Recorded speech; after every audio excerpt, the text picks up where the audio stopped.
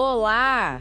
Que bom ter vocês conosco. Nós somos uma IA desenvolvida pelo site .geek. Curadoria de conteúdo humana por Gordo Geek. Eu sou o Eduardo. E eu sou a Jéssica. Bem-vindos à nossa análise de hoje. Vamos ver o que nossa editoria separou de mais importante para essa edição.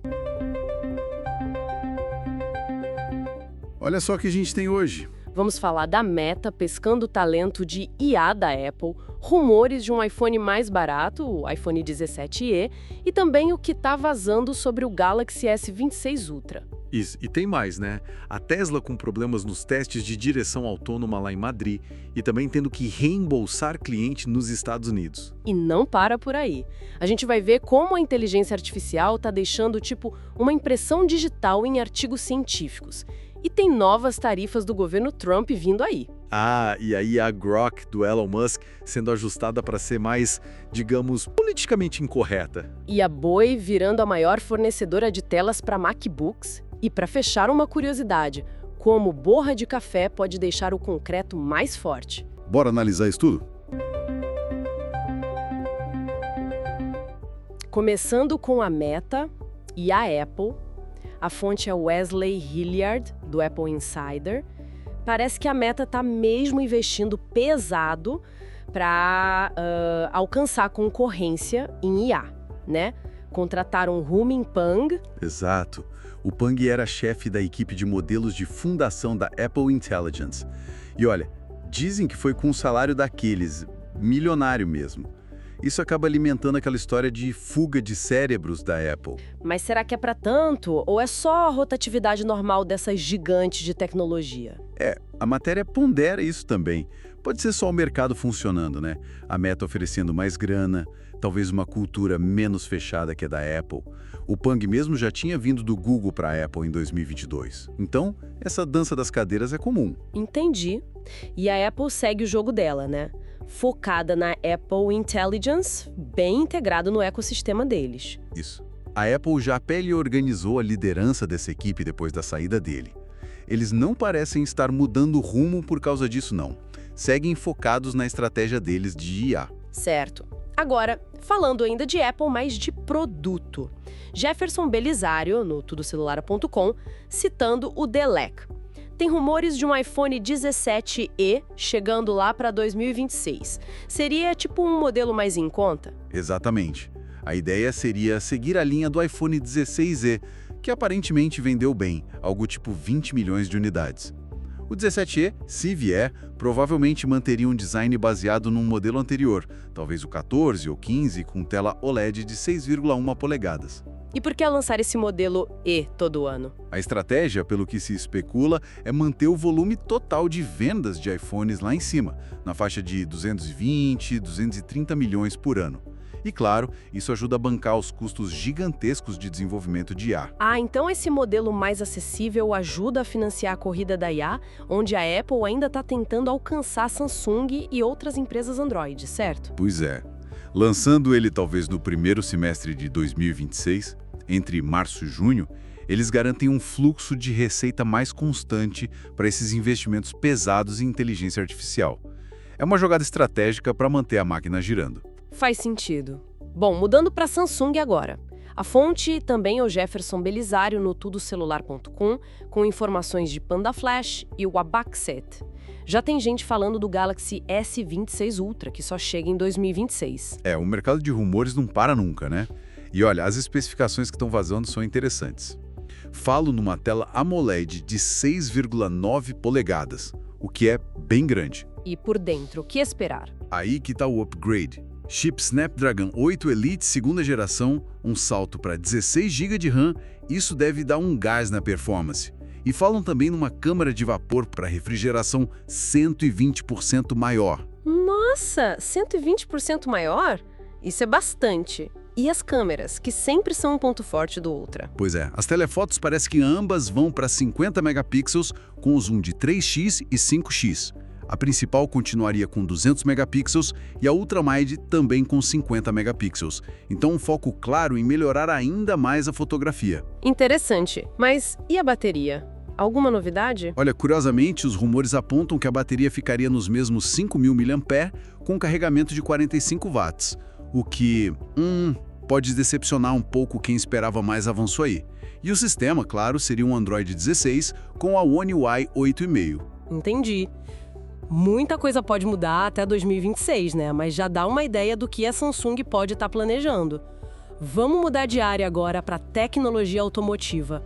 Pedro Simões, no peopleware.sapo.pt, fala sobre testes da Tesla em Madrid. Sim, a Tesla levou o sistema Full Self Driving, o FSD, para testar lá em Madrid na semana passada. Eram testes supervisionados, ou seja, com o motorista atento. Mas parece que deu alguma confusão, né? Deu sim, a iniciativa gerou controvérsia. Tanto a Prefeitura de Madrid quanto a Direção-Geral de Trânsito, que é tipo o Detran deles, vieram a público dizer que a Tesla não tinha as licenças necessárias para fazer esses testes em via pública. Eita! E aí? A Tesla foi chamada para se explicar? Foi sim, entraram em contato com a empresa para pedir esclarecimentos. Isso mostra bem como a questão da regulamentação para carro autônomo ainda é super delicada na Europa. Mesmo para testes com supervisão, a burocracia e as regras são bem rígidas. Com certeza. E os problemas com o FSD não ficaram só na Europa, né? Nos Estados Unidos a coisa foi parar na justiça.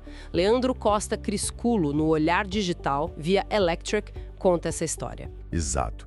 Lá nos Estados Unidos, a Tesla foi obrigada, por arbitragem, a reembolsar um cliente em $10 mil pelo pacote FSD. O nome do cliente é Mark Dobbin. $10 mil? Por quê? A decisão da arbitragem concluiu que a Tesla basicamente não entregou o que prometeu lá em 2016, quando ele comprou. O sistema ainda precisa de supervisão constante, não é autônomo de verdade e passou por várias trocas de hardware, HV2, HV3, HV4. E o próprio Elon Musk já tinha admitido que o hardware anterior, o HW3, não era suficiente, né? Isso mesmo. O Musk admitiu as limitações e isso pesou. O Dobbin comprou o FSD pensando em ajudar a esposa que tem mobilidade reduzida, mas ele nunca conseguiu nem ativar o sistema, por causa de umas exigências que não foram informadas direito na hora da compra. Nossa, que situação chata para ele. E a Tesla ainda teve que pagar os custos legais. Teve. Cobrir os custos legais do processo de arbitragem também. Mostra que essa promessa do Full Self-Driving ainda está longe de ser uma realidade completa e que os consumidores estão começando a cobrar isso legalmente. Pois é uma tecnologia incrível, mas a entrega ainda está devendo. Falando em tecnologia avançada, vamos para a IA na ciência. Charles Blue, no FIS.org, cita um estudo na Science Advances. Eles analisaram milhões de resumos científicos. Isso, um estudo massivo mesmo. Mais de 15 milhões de resumos biomédicos. E o que eles descobriram é bem interessante.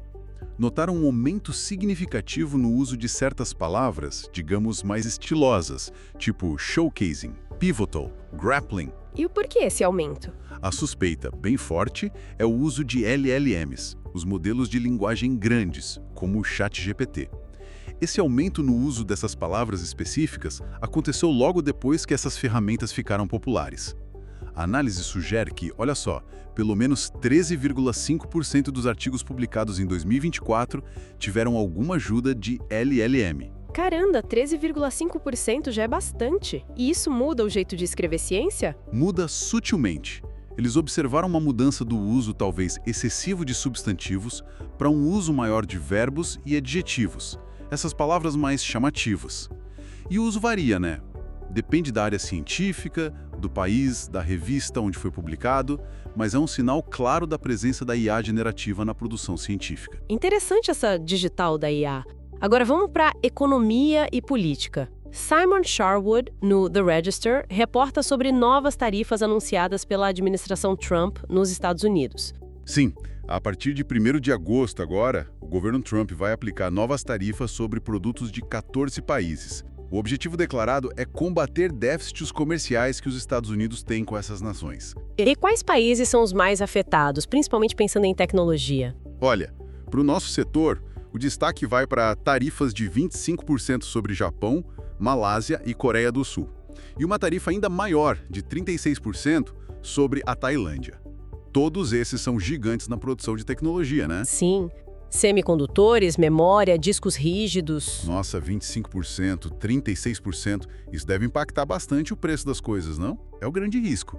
A ideia do governo Trump é pressionar esses países a mudarem suas políticas comerciais ou, quem sabe, atrair mais produção de volta para os Estados Unidos.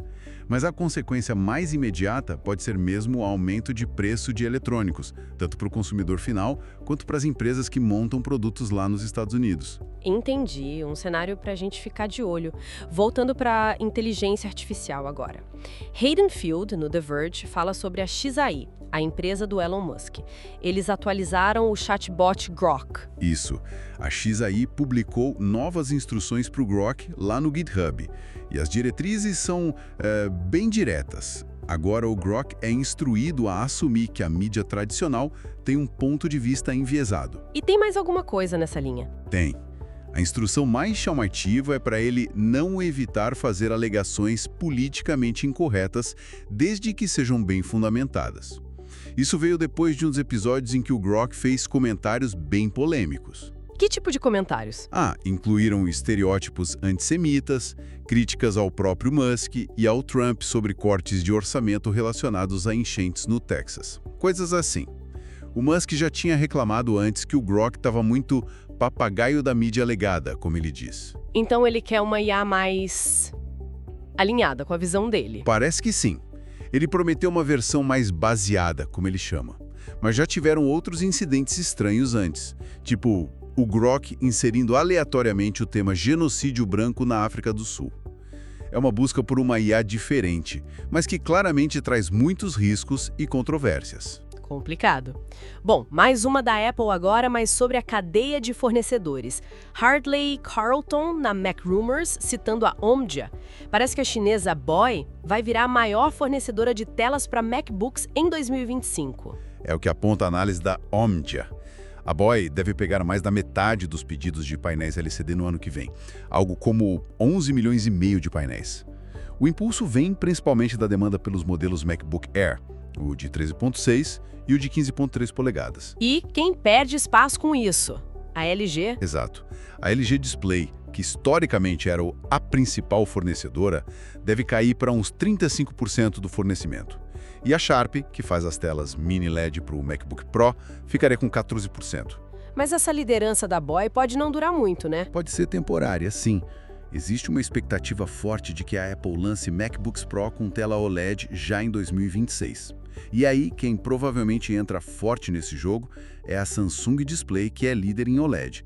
Então, a BOE aproveita agora o volume do LCD, mas o futuro pode trazer a Samsung de volta com tudo para a cadeia de suprimentos da Apple. Entendi. É uma dança constante entre os fornecedores. E pra gente fechar, uma notícia bem diferente sobre sustentabilidade na construção. Leandro Costa Crisculo, no Olhar Digital, falando de uma pesquisa da Universidade RMT, na Austrália. Essa é bem curiosa e promissora.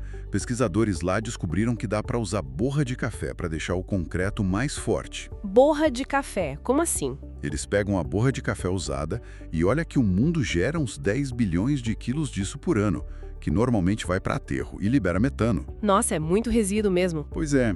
Aí eles processam essa borra por pirólise. É um aquecimento a mais de 350 graus Celsius, mas sem oxigênio. Isso transforma a borra em biochar, que é tipo um carvão vegetal. E esse biochar vai para o concreto? Exatamente. Misturando esse biochar ao concreto, eles conseguiram aumentar a resistência do material em até 30%. É incrível. Além de dar um destino útil para um resíduo enorme, ainda pode diminuir a necessidade de extrair areia, que é outro problema ambiental. Que legal! Uma solução dupla, então. Mas ainda precisa de mais testes, imagino. Com certeza. Eles mesmos dizem que são necessários mais testes para verificar a durabilidade a longo prazo desse concreto com biochar de café. Mas é um caminho muito interessante para a construção mais sustentável. E aí, gostou desse resumo de notícias da nossa edição? E se você gostou, não esquece. Deixa seu comentário, curte, compartilha com os amigos. Isso ajuda muito a gente a continuar trazendo essas informações e análises. É isso aí. Muito obrigado pela companhia e até a próxima. Tchau!